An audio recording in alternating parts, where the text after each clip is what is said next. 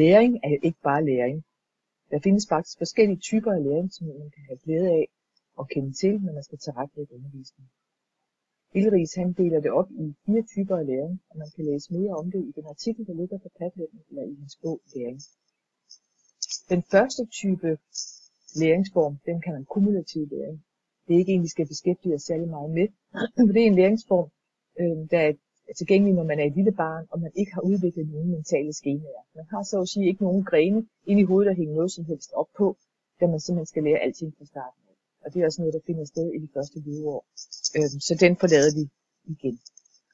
Den næste type læring, det er den assimilative læring. Og det er nok den mest almindelige læring. Og det er også den, som hele vores uddannelsessystem er bundet op på. Man kalder det tilføjende læring.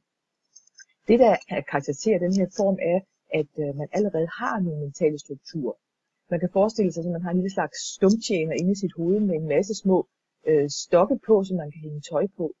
Og vi har allerede en række stokke, som man kan hænge forskellige ting på. Man har en række grundforståelser, som man kan hænge sin nye viden op på.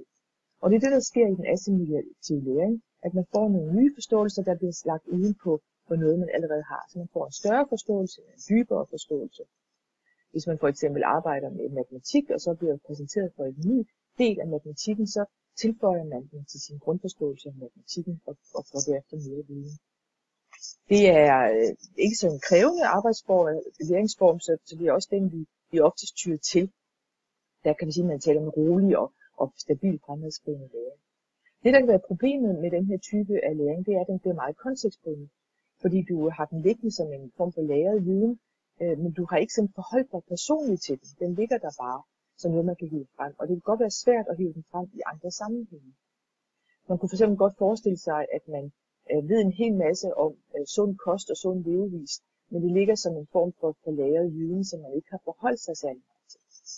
Så derfor er det også i vores verden, vores komplekse verden, nødvendigt at have andre former for læreprocesser. Og her har vi den akkomodative læring. For hvor den assimilative læring var tilføjende læring, så er den akkomodative læring, der taler om omstrukturering. Så der kan man sige, at ens mentale skemaer, ens stumtjener inde i hovedet, den kommer pludselig til at se anderledes ud. Det kan være, at man er nødt til at forandre på dens udseende, fordi der simpelthen bliver tale om en ubalance. Der er noget, jeg ikke forstår. Det var det egentlig underligt. Jeg ved, hvorfor det er sådan, eller det hænger ikke sammen med det, jeg forstod sådan i forvejen. Som Ilris kalder det også for overskridende læring. Man overskrider simpelthen den forståelse, man havde før. Man omstrukturerer hele sin måde at forstå nogle begreber og nogle ting på. Og det gør også, at det er en meget energikrævende læringsform.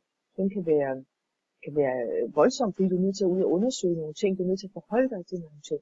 Og det er også derfor, man kæder den her akkomodative læring sammen med refleksion. Og det er jo meget det, vi ofte gerne vil have. Vi vil gerne have en kritisk tænkning, og folk de forholder sig personligt til det, man arbejder med. Og så er det altså de akkomodative læringsforståelse, vi skal ud i. For at komme ud i at lære noget i forhold til en akkomodativ læring, så kræver det, at man allerede har et schema. Man skal altså have nogle forståelser og arbejde ud fra. Hvis man ikke har det, så er man selvfølgelig nødt til at tilbage til den assimilative læring og have nogle grundforståelse af, for eksempel, hvad er sund kost. Men hvis man godt ved noget med sund kost, så skal man så også have behov for at lære noget nyt. Jeg skal have et behov for at vide noget om, hvordan jeg kan leve sundere.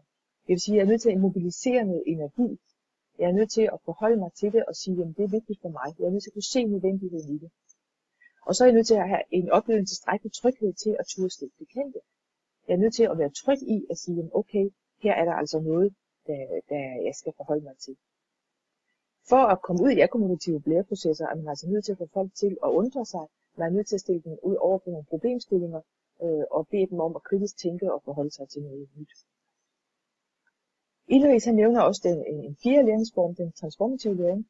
Og tidligere der nævnte man ikke, at det var noget, man overhovedet kunne arbejde med i uddannelsessystemet, fordi en transformativ læring tager udgangspunkt i kriser. Der kan man sige, at der er et større antal skemaer, der skal omstruktureres. Det kan være en krise, man kommer ud i forbindelse med tab af arbejdsevne, en krise i forbindelse med tab af arbejde, eller hvis man for eksempel får en blodprop, og det ændrer hele ens liv, kan man godt forestille sig, at man er ude i nogle transformative læreprocesser. Så udgangspunktet er altså en krise, der er sådan en eksistentiel karakter. Og det er altså tale om nogle omstruktureringer, der ændrer personligheden her. Det ændrer altså ikke kun som i den akkomodative læring, de mentale skemaer, men de ændrer altså hele personligheden. Og det er selvfølgelig en meget krævende og meget belastende arbejdsform.